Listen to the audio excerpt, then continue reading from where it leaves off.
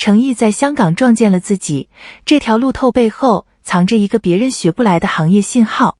我先给你脑补一个画面：香港晚上，中环那种又窄又亮的街，一个穿黑皮衣、戴细框眼镜的男人走在人行道上，身边一辆公交车缓缓开过去。他同事扭头一看车身上那张巨大的珠宝广告海报，愣了2秒，回头打趣他：喂，这人跟你长得也太像了吧，不过还是你本人帅一点啊。你听着像段子对吧？可我跟你讲，这画面它差一点就差一点，真的要在一部正在拍的剧里发生了。而且它能发生根本不是巧合。行，事情是这样的，最近有一批片场路透传出来，主角是程毅，他现在人在香港拍一部戏叫《受谎》。路透里他走在街头，背景缓缓驶过一辆公交车，车身广告上赫然就是他自己代言的6幅珠宝海报。对，本人撞上了海报里的自己。说实话，看到这张图我第一反应是笑出来的，第二反应才是，等一下，这事儿其实没那么简单。因为你要知道6幅珠宝是什么？程毅是他的全球代言人，而且是续任的，不是签1年就拜拜那种。香港又正好是6幅的大本营，商圈大屏，街边门店，来回跑的公交车，本来就铺得满满当当。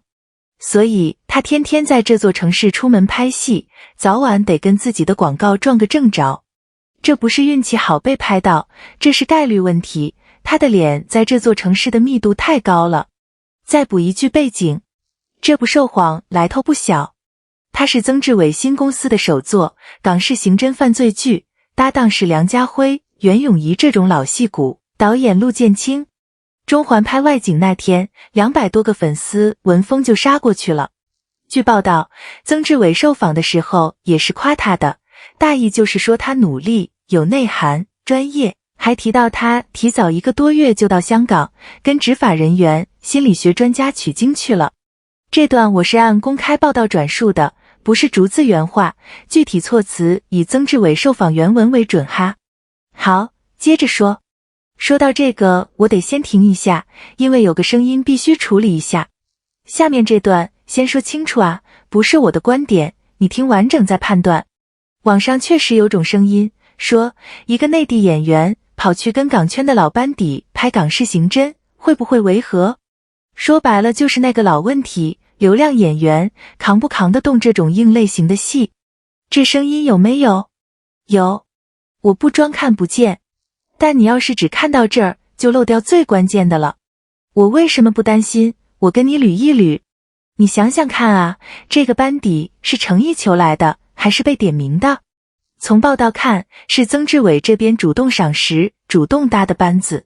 你要知道，港圈这帮老江湖，梁家辉、袁咏仪，人家一辈子的招牌在那儿，愿意跟你同框拍对手戏，这本身就是一种行业信任。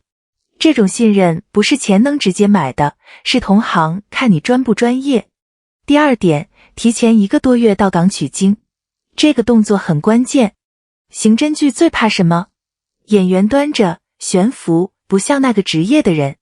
他提前去跟执法人员、心理学专家泡，说明他知道这类角色的门槛在哪，也愿意下那个笨功夫。这波准备很扎实，很稳。第三，说回那个违和的担心。我这么讲吧，在一个顶级港产班底的框架里，能被选进去当主演，这件事本身就是含金量，不是谁想进就能进的局。懂行的都知道，这种被点名的机会可遇不可求。所以你把这3点摆一块看，被点名、下笨功夫、老戏骨愿意搭，这哪是带不带得动的问题，这是人家已经在这个框架里往最好的方向走了。他走的是长线布局的那步棋，不是急着证明什么。那么问题来了，咱们拉回那辆公交车，这才是我今天真正想聊的点。你有没有想过，为什么这2件事，他的商务6幅那一整座城市的广告和他的作品《受谎》，为什么他俩会同时砸在香港？一般艺人商务在一个地方，拍戏在另一个地方，2条线各走各的。可程毅这次2条价值线在香港这一座城市空间上重叠了。你品品这个交汇点，他偶遇的哪是海报啊？他偶遇的是他自己2条价值线的交叉口。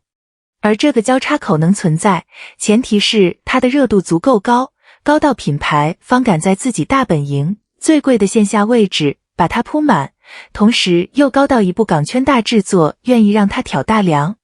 这2件事同时成立，才有那辆公交车开过去的瞬间。我不是100%确定六福是不是故意卡着他拍戏期铺的广告啊，这个我拿不准，纯属个人推测。但就算是纯巧合，这个巧合能砸中他，也已经说明了太多东西。聊到这儿，我想给宝子们带走一个能用的知识点，不追星的朋友也听一下，以后你看任何艺人代言都用得上。怎么判断一个代言到底值不值钱，含金量高不高？别只数人家接了几个，你看3个东西。第一，线上还是线下？发个微博，拍个短视频，那是线上，成本低，好操作。但把你的脸做成线下实体、大屏、门店、车身广告，那是真金白银砸下去的，最贵也最难造假。线下铺得越狠，说明品牌方越舍得为你花钱。第二，铺在哪？是核心商圈还是边角？六福把诚意铺在香港大本营的公交和街面，这是他自己最核心的战场，不是随便找个位置应付。第三，单次还是续约？签一次是试水，续任是复购，品牌用真金白银投票，说明上一轮他赚到了。诚意这次是续任全球代言人，所以你把这3条一套，线下、核心地段、续约，含金量一目了然。下次你再看到谁官宣代言，别急着数几个，你去看他铺在哪，铺多久，你就懂了。好，回到最开始那个脑补的画面，粉丝们在讨论，能不能干脆把这段本人偶遇本人写进剧情里，让林燕婷和公交海报上的诚意来个同框，有趣还不算穿帮。这剧现在还在拍摄阶段，成片里到底留不留这个小惊喜，我也不知道。但这里还有另一个细节，关于这部剧的落地能量的，我一直没提，留到下期专门聊。下期咱们说说一部还没播的剧是怎么已经开始带动一座城市的。最后留个问题给你们 battle 一下，你觉得这种本人偶遇本人的画面该不该真写进剧里？